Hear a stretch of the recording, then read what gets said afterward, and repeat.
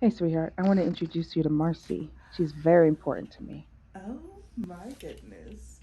You are too cute. I think we're gonna get along very well. We gotta go, sweetheart.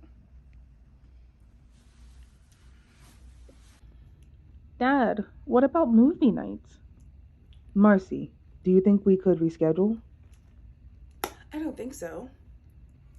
I mean, sweetheart, it would be months before we can get another appointment. And with the wedding so close, everything's really busy. I mean, you understand, don't you? Yeah, I guess. See, darling, I told you she'd understand. I think I'm gonna go with the pink flowers. Yeah, very dainty, very feminine, very 90s. Yeah.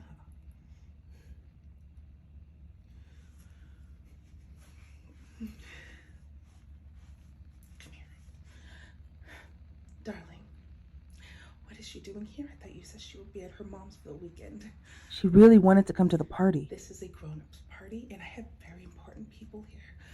Okay, I can't mess anything up. Well, who is this cutie Oh, pie?